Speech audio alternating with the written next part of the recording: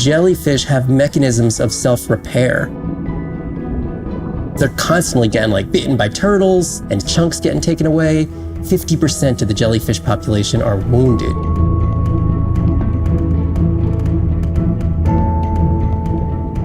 So they've gone through 500 million years living, persisting in the ocean in simplicity, and they've come up with some remarkable ways of living. There's something called the immortal jellyfish and how they age, aging in reverse, which we're just beginning to understand, where they get old and then degenerate back into a youth again. In understanding the gene pathways and how this happens, this could look at, humans. We don't have this capacity to age in reverse. It's like Benjamin Button, and it's here. And it just takes the kind of focus and dedication to look at that jellyfish and to grow that jellyfish and to figure out how to use the best available scientific tools to get at this question. It's just about kind of looking super deeply and letting the secrets unfold.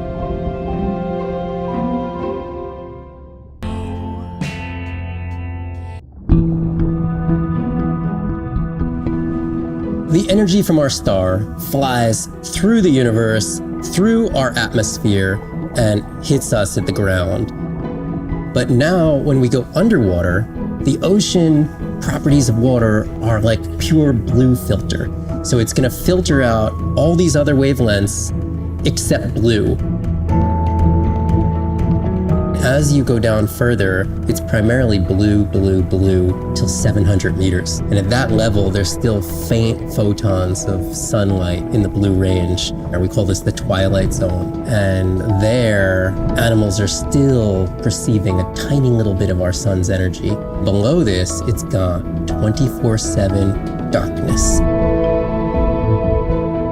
And it turns out that there's a ton of color vision down in the deep. So it's like they're making enough light down there to be able to be satisfying all the eyes of the deep sea creatures. So it's not this totally dark world down there. It's still light. It's just the animals are making the light rather than the sun. We've designed all this technology to kind of satisfy our visual hardware. As I started looking at other animals, they have totally different hardware. And I've been looking at everything through these silly little primate eyes. We have to overcome our humanness to jump behind the world of a shark or another creature and see the world from their perspective. We found a biofluorescent shark, and it only sees right at the blue-green interface. So it's really just tuned to a very similar spectrum to the environment it lives in. This fluorescence was creating greater contrast for the shark. It's like this endless well of information. We're at the very tip of the iceberg.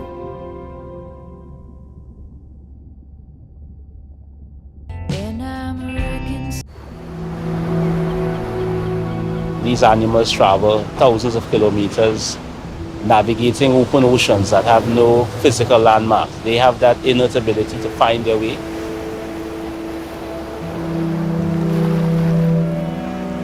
They're only sharing our beach for a short point in time, but they need protection because man has brought an ancient species to near extinction. I got involved at a time when hostilities were very real. People came with guns and machetes to poach a turtle. We would protect these animals at all costs. Because on the high tides, when the tide comes up, this area here will be flooded, right? So when the sea turtle lays her egg, the nest requires a constant temperature. And if we recognize that this nest is in a real bad spot, we choose a spot further inland on the beach that's stable, and then we would evaluate if the eggs were able to hatch because of us moving them. And in both cases, we're always right. So as the villagers began to benefit from the tourism that turtle conservation was creating, they saw that the turtle was worth more to them alive than dead. The children really love sea turtles. We educate them, but we involve them. And by so doing, we get them to a level of interest where they want to become actively involved. When we first started this conservation work, we would encounter at the height of the nesting season 30, 40 turtles. Now we encounter over 500. That's significant. Some people argue, well, That's nature. Leave them. Why protect them? Remember, humans have to intervene sometimes to help nature keep existing.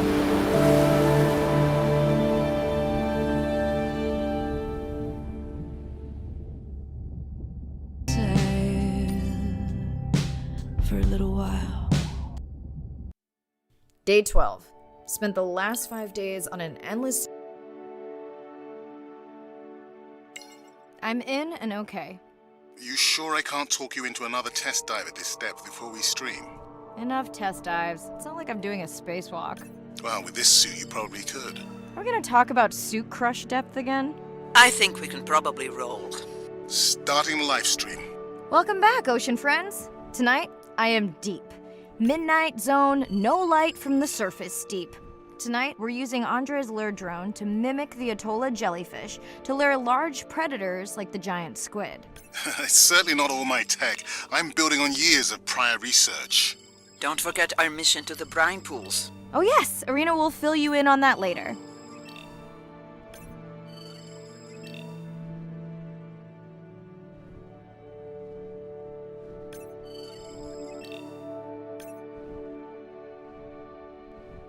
Okay, Andre, how do I find the lure drone?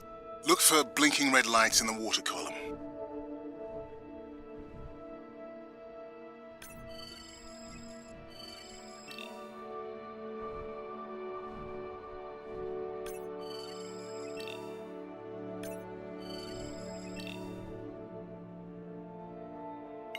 No need to get too close. You can activate the lure from there. Andre, have you done this before? I haven't, but others have. How long until we can expect the lure to attract a predator? It's hard to say. It's a big ocean. But if you lose patience, I would find some real Atolla jellyfish. I have a feedback system set up to improve the lure as you scan them. Of course you do. For those watching, we will be scanning these Atolla jellyfish to make sure Andre's lure matches the real thing. It does, but it can always be refined. Not much confidence in humanity, but plenty in himself. Got the jellyfish scans, though Andre doesn't need them. In truth, they should improve the lure. I would not waste your time. Getting a few impolite comments on the screen pointing out that giant squid don't feed on Atolla jellyfish. They're right. Actually, the Atolla puts on this light show when under attack, in order to lure creatures big enough to eat their attacker. Might have some useful human applications. I think we need more Atolla scans to approve the lure. Okay.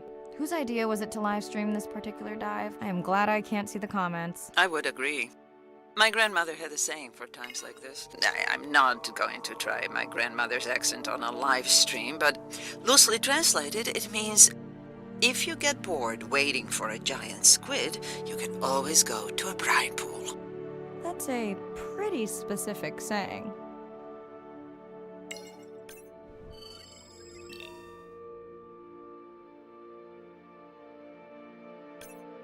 I noticed that these Atollas were already making their blue alarm before you swam close. Most likely a sign that they have detected predators in the region that threaten them.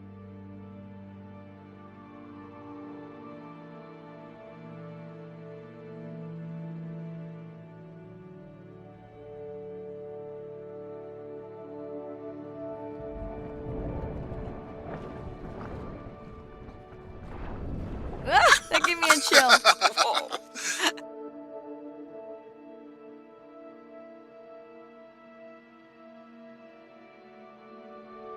I know how much you enjoyed that, but do you mind if we check out the brine pool before we check on our whale camp? If you insist.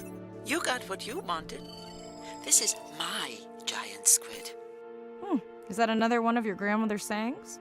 No, but she often used this one. Hurry up and collect my specimens for me.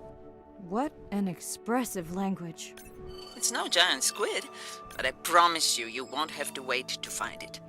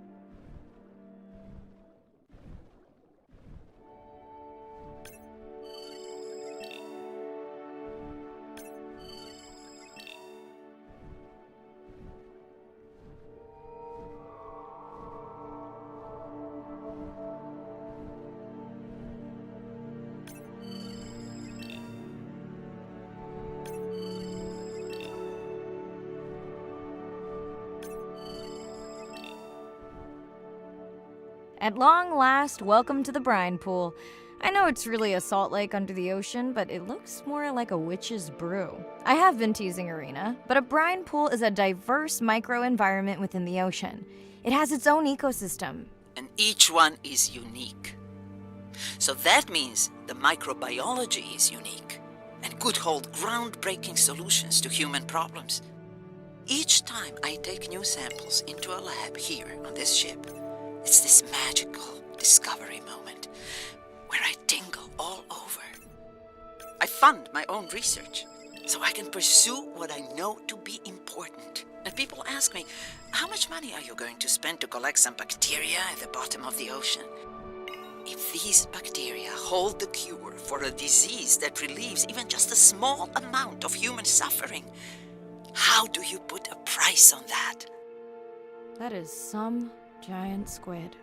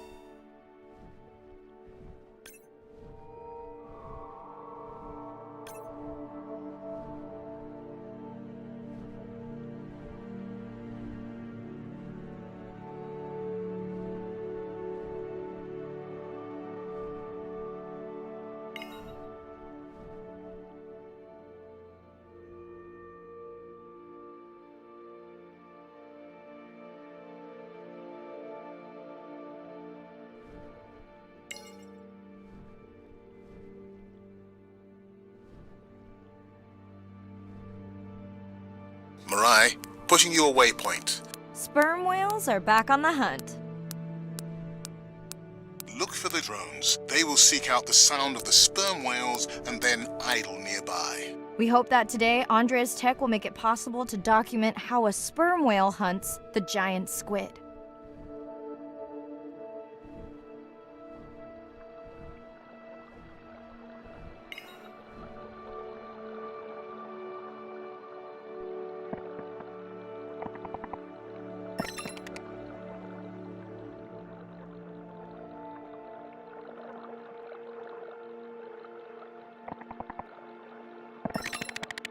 Let's go tag some sperm whales so we can eavesdrop on their hunting. One of our viewers wants to know if there is a problem with the link, since the waypoints keep appearing and disappearing. No problem. The drones are in stealth mode, so they will only track the whales by sound. I better swim fast.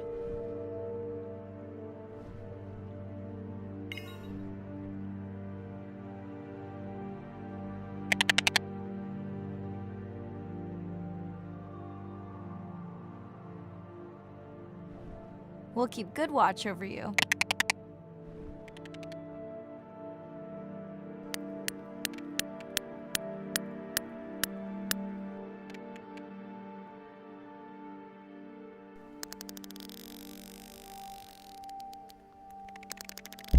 Whoa!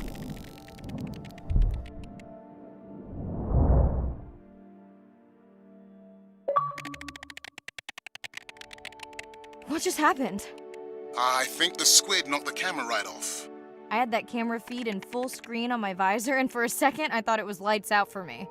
Sounds like a good time for the sub to pick you up. Live stream out.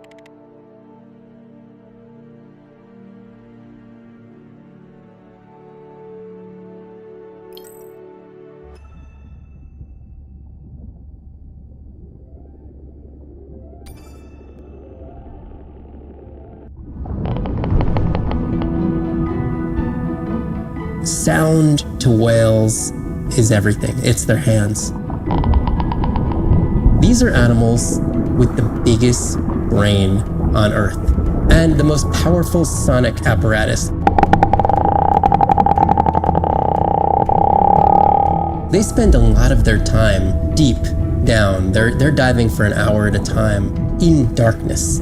Just like a submarine is echolocating, they ping a signal out and then they wait for that signal to bounce off something and come back as the signal. And from that information, they could get an idea of what's there. They constantly click, and that click sometimes can be really loud, and you can feel it in your body. It's like going to a DJ and feeling that bass. Once I had an experience with a sperm whale, it clicked, my ears almost like bounced back. It's really an amazing feeling, you know. You don't develop a huge, complicated brain if you're not using it. Whales have little channels of communicating where they could talk to each other hundreds of kilometers away using sound. Sperm whales make clicks in sort of rhythmic patterns that we call codas.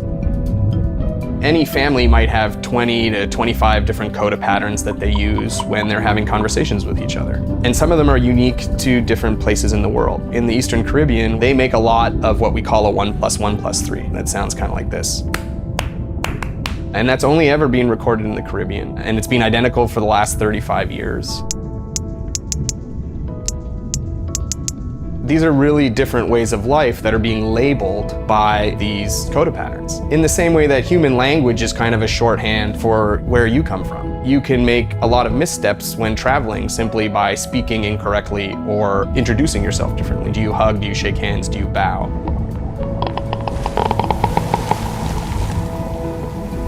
And a growing concern has to do with the noise that we're putting into the ocean. Everything we do impacts everything they're doing. The sound is causing high levels of stress in animals like this. No one wants to live at a rock concert. You can imagine trying to have your home inside an arena while some metal band is playing. And that's increasingly what the ocean feels like.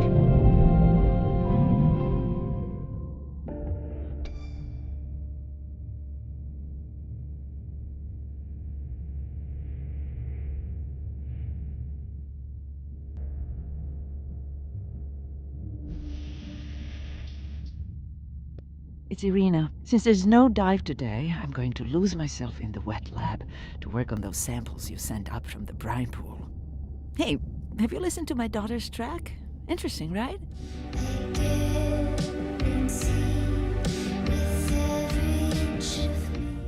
Mirai, remember the tag we found on the turtles? I put it out on the network and I got the strangest message back. I'm going to take a tender to a small island nearby and check it out. I'll explain everything later. Still no mapping drone, by the way. Hey, it's me. Nana didn't qualify for the study. Doctor says we missed the window. Whatever that means. Hard to tell what she remembers now. It's tough. Not sure my head's 100% there with school. Honestly, seems like a waste of money. Anyway, see you.